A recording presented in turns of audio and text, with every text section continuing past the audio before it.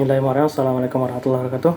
Saya Randy Al-Hafid dengan NIM 2300230028. Di sini ingin menjelaskan materi dari kepemimpinan dan perilaku organisasi pendidikan dengan judul perkembangan mutakhir tentang kepemimpinan, persepsi dan strategi komunikasi kepemimpinan yang efektif. Perkembangan mutakhir tentang kepemimpinan.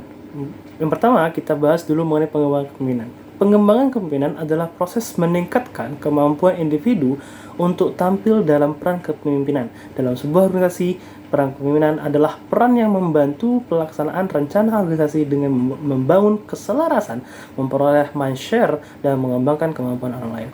Artinya, pengembangan kepemimpinan sendiri itu tujuannya diantaranya untuk bagaimana proses meningkatkan kemampuan setiap individu dalam sebuah organisasi. Jadi memang supaya organisasi itu berkembang, supaya organisasi itu ada value-nya, tidak hanya bergerak di sana, tidak hanya berdiri di sana, tapi juga ada mungkin bisa dikatakan inovasi-inovasi selanjutnya, tidak hanya berjalan di tempat, tapi juga berjalan step by step ke depannya. Menurut Baldwin and Ford berpendapat bahwa kualitas program, tingkat dukungan dan penerimaan dari atasan, dan ciri-ciri atau referensi belajar individu yang sedang dikembangkan semuanya memiliki peran penting dalam seberapa baik program itu berjalan. Artinya, peran perkembangan pendidikan itu segala aspek masuk sebagai untuk bagaimana peran dalam kepemimpinan. Artinya, tidak hanya satu. Jadi, sebagaimana peran itu masuk semuanya penting untuk dalam kepemimpinan sebuah organisasi. Agar berkembangnya suatu organisasi, agar majunya organisasi, maka seluruh aspek itu penting untuk organisasi. Kemudian, pendekatan baru untuk pengembangan kepemimpinan dikenal sebagai the 4S. Education atau pendidikan, experience atau pengalaman, exposure atau exposure sendiri, evaluation atau evaluasi. Yang pertama, pendidikan. Pendidikan ialah esensi pengembangan produk, layanan pelangganan, pemasaran, dan operasi bisnis dapat dipelajari melalui buku, kuliah, kursus online, pelatihan kelas, pembelajaran berdasarkan pengalaman, dan pembelajaran lainnya. Pendidikan membantu para pemimpin mempelajari hal-hal penting dalam pekerjaan mereka. Yang artinya, peran penting pendidikan itu juga penting. Maaf, saya ulang lagi. Pendidikan memiliki peran penting diantaranya untuk dalam pengembangan pendidikan. Nah, artinya kita perlu pemimpin yang memiliki intelijensi pendidikan yang baik. Tidak hanya dalam bidang sarjana saja, tapi juga memiliki bidang bagaimana cara dia berpikir dalam pendidikan itu sendiri. Yang kedua, pengalaman. Tentu kita butuh pemimpin yang memiliki pengalaman juga. Tidak hanya dalam bidang teori saja, tapi juga dalam bidang praktek itu sendiri.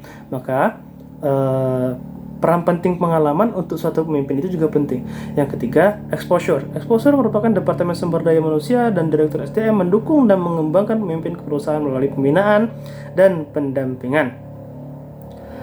Penting juga bagi mereka untuk mengamati pemimpin aspiratif dalam peran penting, didorong ke dalam tugas yang menantang adalah metode lain untuk mendapatkan pengalaman kepemimpinan dunia nyata. Artinya, kita juga butuh pemimpin yang exposure-nya cukup luas.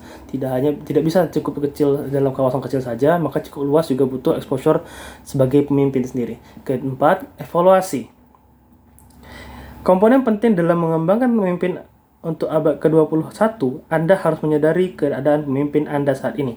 Artinya memang pemimpin saat ini kita harus evaluasi kembali, tidak hanya udah seperti ini saja, tidak, tapi kita perlu evaluasi kembali untuk bagaimana kedepannya menjadi lebih baik. Inti dari segalanya dalam pengembangan adalah agar kedepannya menjadi lebih baik lagi.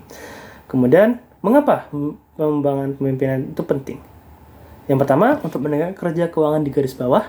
Yang kedua, menarik, mengembangkan, dan mempertahankan bakat. Ketiga, mendorong implementasi strategi. Keempat, tingkatkan kesuksesan Anda dalam menavigasi perubahan. Yang artinya, memang peran pengembangan pemimpinan itu penting sekali dalam meningkatkan kita pribadi dan juga untuk orang lain. Kemudian, bagaimana menerapkan pengembangan pemimpinan? Yang pertama, dengan pelatihan formal. Yang kedua, kegiatan pengembangan. Yang ketiga, dengan kegiatan swadaya. Kemudian, komunikasi bagi pemimpin efektif. Pemimpin efektif adalah pemimpin yang memiliki jiwa cerdas, pemberani, kredibilitas tinggi, dapat berkomunikasi ke arah yang sesuai dengan tujuan perusahaan itu sendiri dan berhasil melakukan hal tersebut. Menurut Drucker dalam Wiryadiharja, kepemimpinan yang efektif sangat langka dalam setiap organisasi dan perusahaan. Memang keefektivitasan itu memang tiap orang beda-beda. Nah, makanya disebut langka oleh Drucker tadi karena memang sulit sekali karena ada perubahan-perubahan kadang dalam situasinya sendiri. Kemudian strategi komunikasi efektif. Definisi menurut Scrum, komunikasi yang efektif adalah komunikasi yang berhasil menghasilkan kebersamaan, kesepahaman antar sumber dengan penerimanya. Artinya dua arah. Penerima dan yang menyampaikan sama-sama mengerti apa yang disampaikan, apa inti pembahasan, agar terjadinya keefektivitas keorganisasian. Melalui komunikasi juga karyawan dapat saling bekerja satu sama lain. Komunikasi merupakan sebuah pentransferan makna maupun pemahaman makna kepada orang lain dalam bentuk lambang-lambang, simbol atau bahasa-bahasa tertentu sehingga orang yang menerima informasi memahami maksud dari informasi tersebut. Jadi memang komunikasi adalah hal penting. Sangat disayangkan jika pondasinya pas, pondasinya baik, tapi dalam hal komunikasi tidak selaras, tidak nyampe apa yang kita sampaikan oleh penerima, maka rasanya percuma tadi pondasi yang kita pupuk tadi. Nah, mungkin itu saya sampaikan pada materi kali ini. Lebih kurang maaf, akhirul kalam. Afwan ala kulli khatai, akhirul kalam. Assalamualaikum warahmatullahi wabarakatuh.